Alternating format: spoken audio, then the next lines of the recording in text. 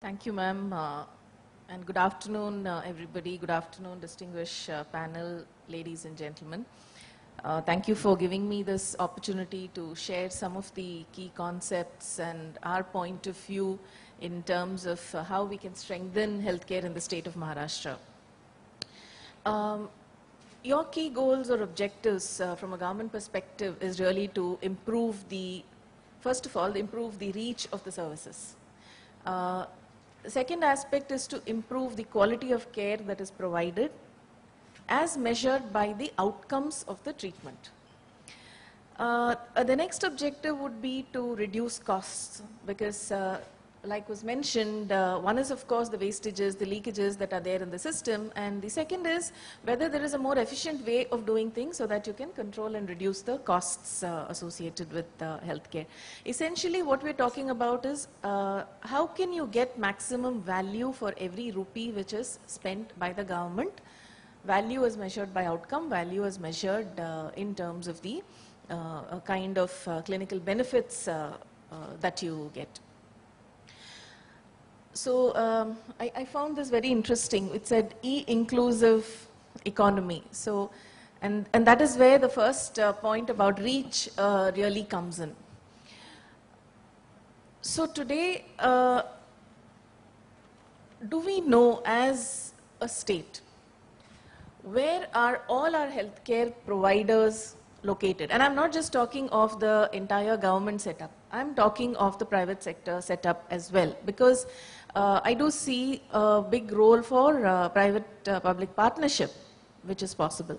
So do we know where are all our providers? Where are all the facilities which are available? The medical facilities, the paramedical facilities, and so on and so forth. Are they accessible?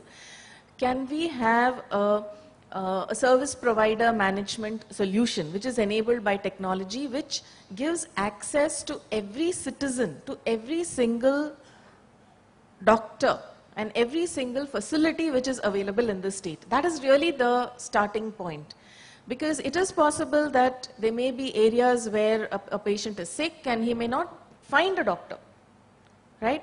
Or he may not find a doctor of a particular specialty. And this is one area which technology can enable very well.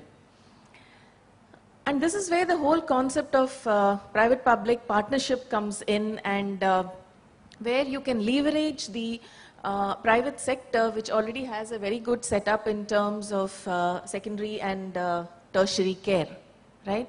But for that, first, what you really need to do is have a complete knowledge of who is available, where they are available. You even have technology solutions with, geospatial integration, where you can actually, on a map, pinpoint and find if somebody wants to identify. And I see this as a big benefit that you can offer the citizens. The second is in terms of the electronic health records. And we have just heard a lot of good things which has been done at the JJ Hospital. Now that is really a hospital management system which kind of enables the entire operations of the hospital so that you're able to deliver care using technology in a very efficient manner.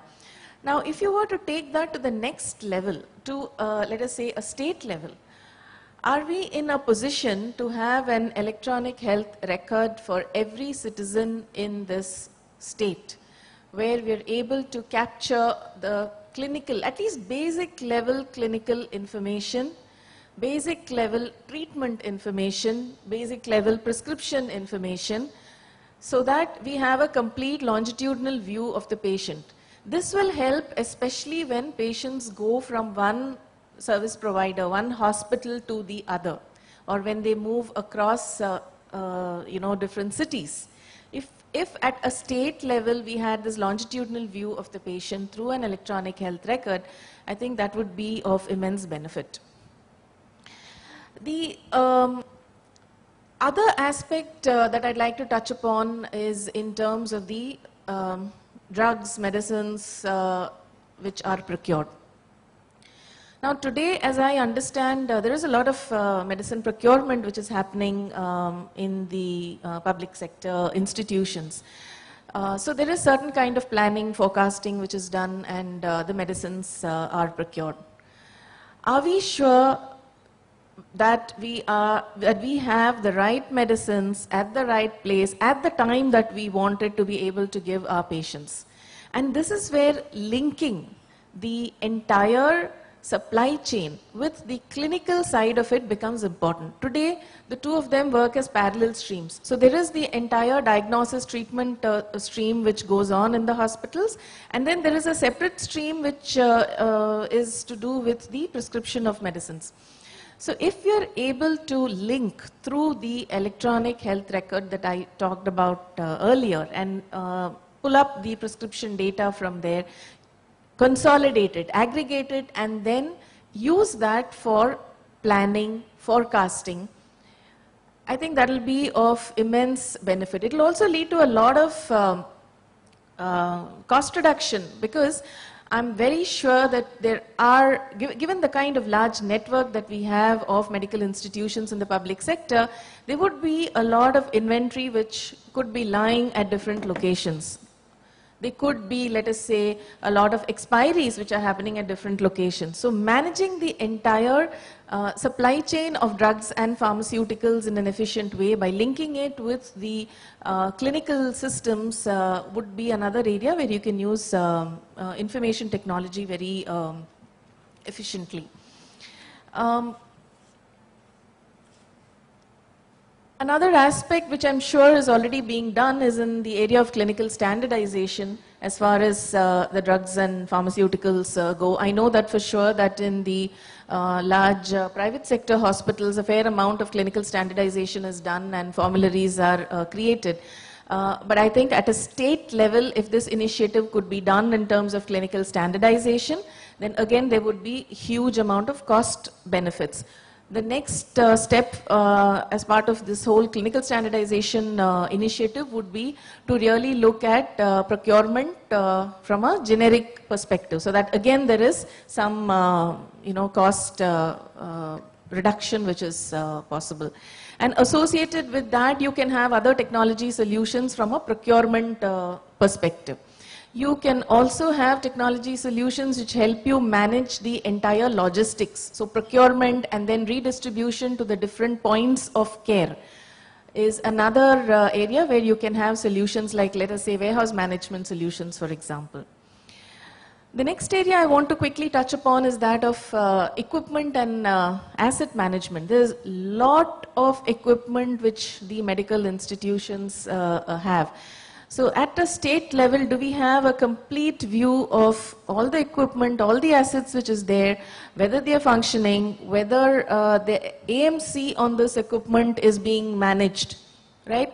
So again, if you can leverage information technology, you can do very good asset management, and that in turn can also be linked to your financial systems for calculating depreciation and so on and so forth. The final area I want to touch upon is that of disease surveillance and disease management. So we have the notifiable diseases. This is just an example. Now, are we in a position today at the state level to know exactly where there are disease outbreaks the day it is actually isolated or tested or identified? Again, you can use mobile solutions, for example, and link it to the other LIMS or the lab information system solution that you have, or the other hospital information system that you have, and create a complete ecosystem whereby you're able to get information on what is happening as far as these diseases go, so that you're able to manage them in a better manner, right? So these were some of the areas where, from an information technology perspective, you could use it very effectively to get good benefits in terms of clinical outcomes and cost reduction.